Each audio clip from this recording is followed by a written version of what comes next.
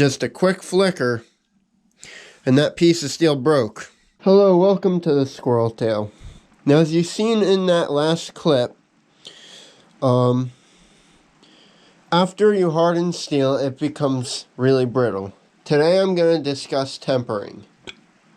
Tempering and hardening are different processes. I sometimes use the terms thrown around interchangeably. That is not the case. Tempering is making the steel slightly softer by, after hardening it, to reheat a little bit. This will increase the durability, relieve stress from the shock of the quench. So it will make it so it is more usable and is not like glass. So I'm going to show you 3 different methods to do this. Now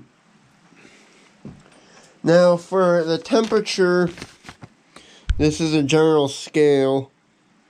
You can see at 390 you start to have an effect, and that would be a slight straw. At dark blue, or dark gray, you've pretty much gone as far as you can. You've taken most of the temper out. You've probably gone too far if it gets that color. So generally, you're going around between 300 and 600 degrees is where you're tempering at. So one way to do it is with a heat treat oven or a cooking oven, like this toaster oven. Now, you are limited by the fact that I'm only able to get to about 450, but that will be in that light straw area. So if you have access to an oven, first you want to get the oil off it, especially if it's like your wife's oven or something, or your mother's oven. That would really make her angry. And just put your hardened piece of steel. I did a couple more. I quenched 3. So it's all, right now it's in that brittle state. And stick in your oven. Thinner metal, you don't have to heat it up as long. But yeah, you can just kind of, but obviously, if you have a massive part, I think it's 1 inch per hour, I believe is the number I remember from college. So that's going to be tempered pretty darn quick, but it can be in there longer. So, now I'm going to show you, if you do not have a oven, or you want to get a little hotter than what a toaster oven can do, I'm going to show you how to do 2 methods with a propane torch. So the first thing, you're going to have to see it change colors. So you want to polish it a little bit, get all the oil off it.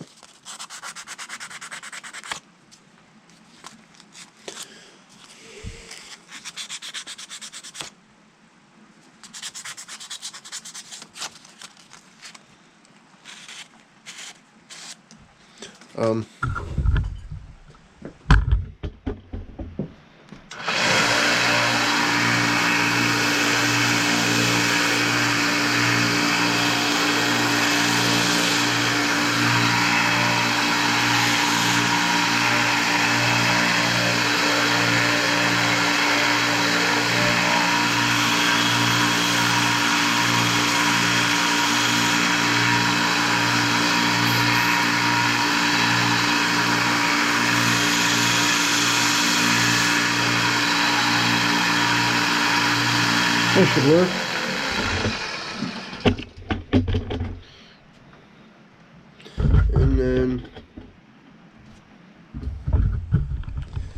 going to come to the vise. Now I'm first going to do a more even temperature. Try to make it all even. So I'm going to put it in the vise like this where it's only held on by the ends. Because it's brittle right now, I don't want to put any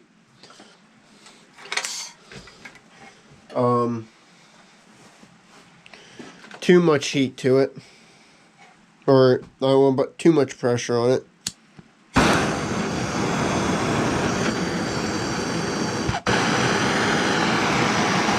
And I'm not going to heat the part directly. I'm going to come below it.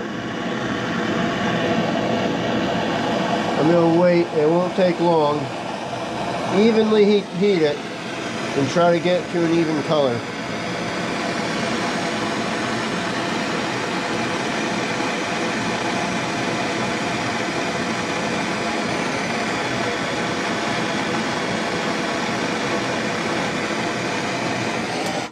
Okay, I got that to a relatively even blue. And you can water quench it after this, or you can let it dry. It don't matter. The other technique, and this is kind of an advantage over doing the oven, would be to do a differential heat.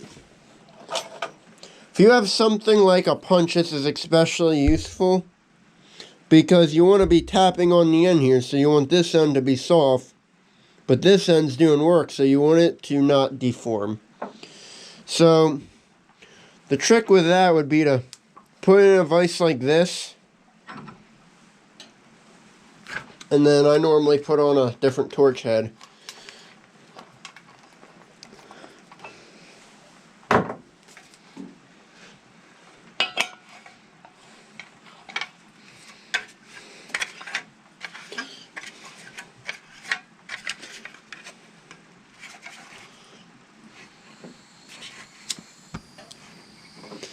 See, this torch head, not quite as, a little more concentrated. I just want to heat that up, and I'm only going to heat the very tip.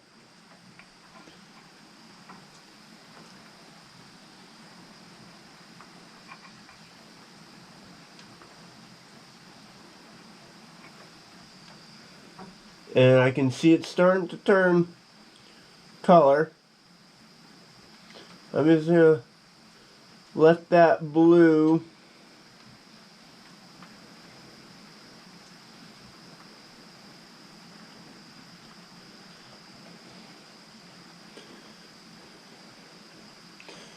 work its way down.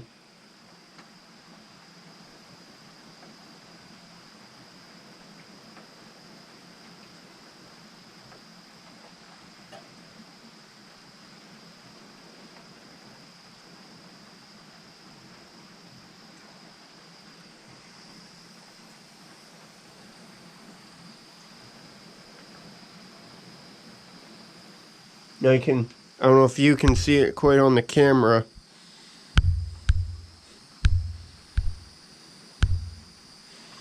But well, I'll show you when it's done.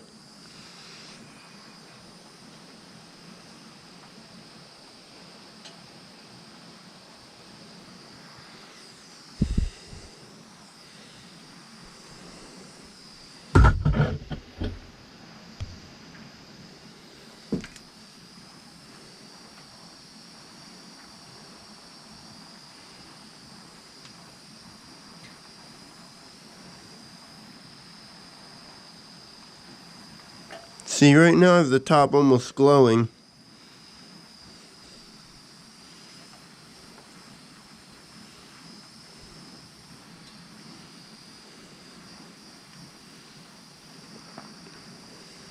This vise is drawing heat, so it probably should have put it in between wood. But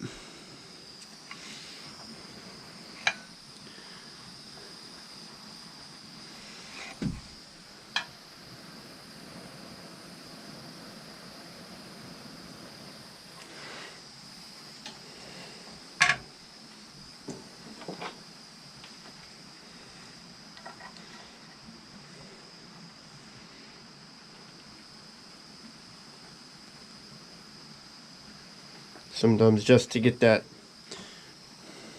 pull it out a little bit farther. And that vise is actually doing good because I'm keeping the heat off that.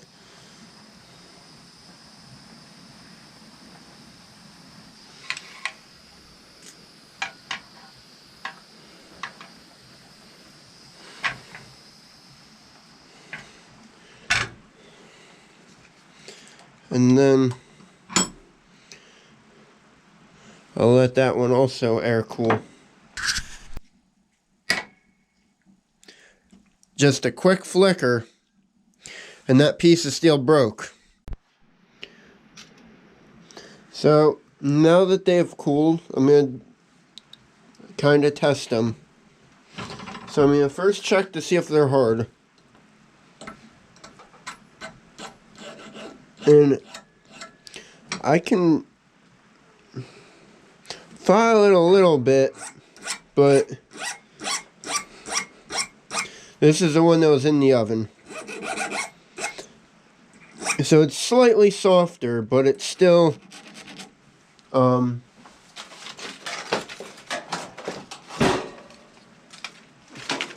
nowhere near the way I can file it in an annealed state. So again, this is the one that was in the oven, heated it was only heated to 450, so a light straw. I'm going to take my pliers and see,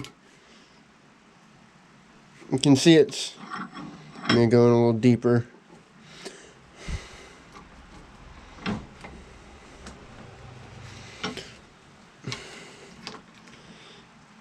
You can see I'm able to break it, but it took a lot more oomph to break it. Now this one was evenly heated with a torch. You can see it's all roughly a blue color. Let's see if it's still hard. Again, definitely harder than the mild steel.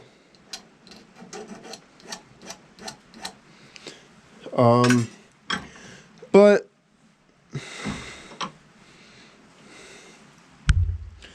not too bad. You know, it's still usable.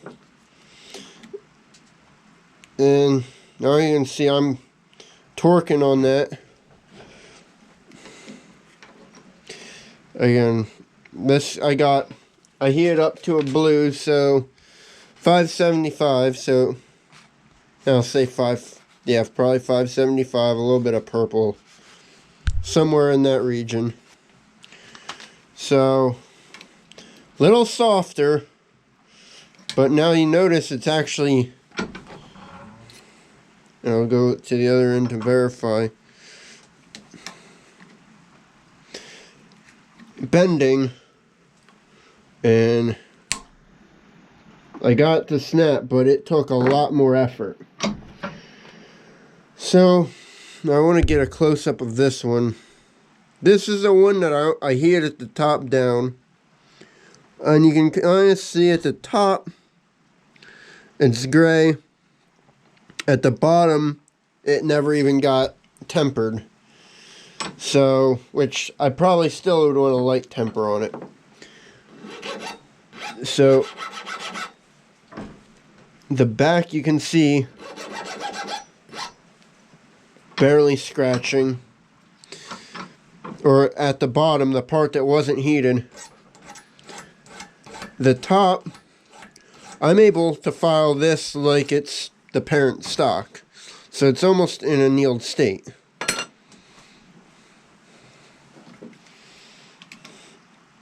And you can see it broke, but that I was bending it back and forth a lot. And didn't snap. And let me try it again. But if I go to the bottom here, it snaps. So the top was super malleable, and bending back and forth, kind of like a paper clip. The bottom was hard and brittle, so that bottom part would hold a good edge, but couldn't handle much impact. So that's kind of the advantage of doing that way. And that can be done on multiple things. Actually, this knife blade is a real good example. I did on the blade. You can see I only have a light straw out on the tip, and then I have a blue towards back here on the back of the blade. You know, so I kind of, right here where you're doing all your work with a knife, it's going to be harder than the back. So that's kind of an advantage to that. So that's tempering. I hope you enjoyed the video. Please subscribe to see some future parts of this series and other content. Thanks for watching. Remember to like, comment, subscribe for more great content, and check out our Instagram page at @SquirrelTailShow.